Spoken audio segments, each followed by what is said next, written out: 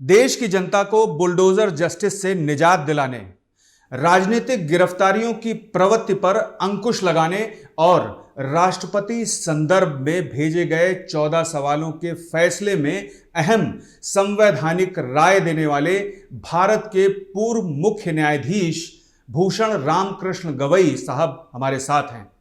Sir, आपका TV 9 में बहुत बहुत स्वागत है। नमस्कार। बुलडोजर जस्टिस का मैंने जिक्र किया। सरकारें आमतौर पर कानून के दायरे से बाहर जाकर कई बार कदम बढ़ा देती हैं। ऐसी स्थिति में न्यायिक समीक्षा कितनी जरूरी है? ऐसे मामलों में आप क्या सोचते हैं? देखिए, हमारे संविधान ने हमारी डेमोक्रेसी के जो 3 पिलर्स है, एग्जीक्यूटिव, लेजिस्लेचर और जुडिशरी, तीनों ने कौन से क्षेत्र में कार्य करना ये अपने संविधान ने प्रोवाइड किया है।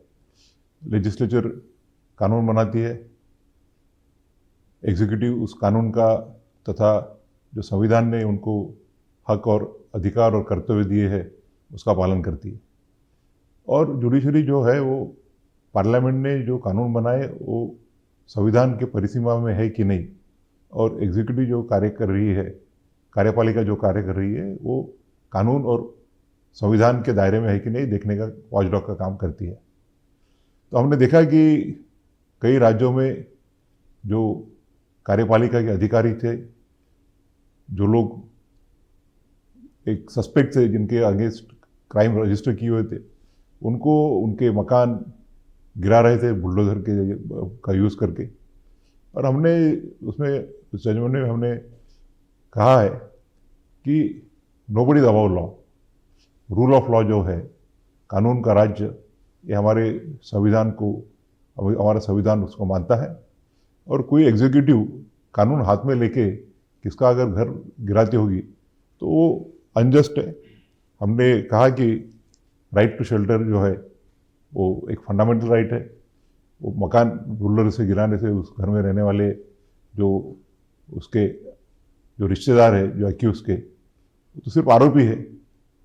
अब तो उसके भाई बहन, उसके बच्चे, उसके माँ बाप, सबको बेघर किया जाता है।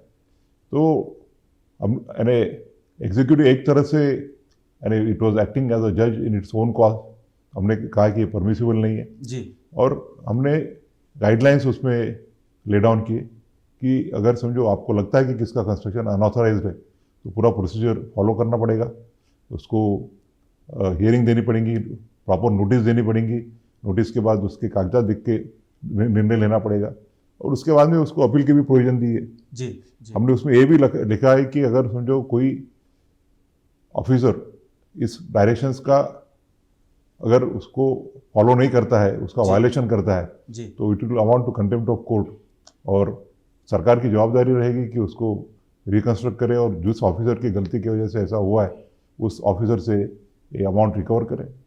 कई कंटेम्प्ट पिटीशन भी फाइल हुई हैं सर सुप्रीम कोर्ट में आपके फैसले के बाद।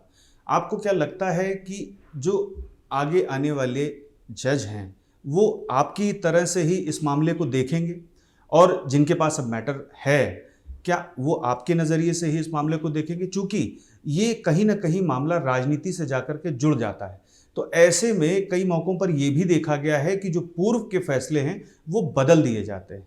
क्या कहेंगे आप? अभी आगे क्या होगा वो तो मैं बता नहीं सकता हूँ, कि हमने जो लॉ है वो ले डाउन किया हुआ है, और जब तक उसको नहीं बदला जाता तो लॉ है, it is binding on all the authorities throughout the country. जी। एक और अहम बात है सर, राजनीतिक कद को बढ़ाने के लिए कई बार ऐसे स्टंट किए जाते हैं, आमतौर पर चर्चा में लाया जाता है बुलडोजर जस्टिस जैसा मैटर। तो इस स्थिति को लेकर क्या आपने जो देश के विधि विशेषज्ञ थे और जो सरकार की तरफ से वकील पेश होते थे उनसे भी इस पर चर्चा की? नहीं, हमने तो डिसीजन लेने के पहले काफ़ी लंबी हियरिंग हुई उसमें जी। काफ़ी वकीलों के उनके आर्ग्यूमेंट सुने। गवर्नमेंट की तरफ से सॉलिसिटर जनरल तुषार मेहता जी थे, उन्होंने भी आर्ग्यूमेंट किए जी। और मैं कहना चाहूँगा कि ये जो जजमेंट है उसमें शासन की तरफ से जो तुषार मेहता जी ने बहस की, उन्होंने उसको एडवर्सरी भाव से नहीं लिया। एक कानून सही तरह से बनना चाहिए, इस भाव से उन्होंने इसमें अपना असिस्टेंस दिया। तो मैं इसके लिए मैं उनको उनकी सराहना करना चाहूँगा। लेकिन जस्टिस, उसी दौरान कई राजनीतिक बयानबाजियां भी सामने आईं। उनके मद्देनज़र या आप जब सीजेआई थे तब और अब, चूंकि आप अब रिटायर हो चुके हैं, तो ऐसी स्थिति में शायद उस पर जवाब दे पाएं कि जो राजनीतिक बयानबाजी सुप्रीम कोर्ट को लेकर के आ रही थी बुलडोज़र जस्टिस के मसले पर, वो उस दौरान आप कैसा फील करते थे और क्या सोचना था सुप्रीम कोर्ट के अन्य जजों का भी? नहीं, मैं तो सोशल मीडिया को ज़्यादा देखता नहीं हूँ जी। और मेरी हमेशा से यही राय रही है कि जजेस अपने जो डिसीजन देते हैं जी they should not be influenced by what people feel और what people would feel about it. जी जी they should decide it on the basis of the facts before them, they should decide on the basis of the papers before them and they should decide in accordance with the law. जी। और किसको आपका judgement अच्छा लगता है या बुरा लगता है, ये पैरामीटर्स नहीं रहने चाहिए। बिल्कुल।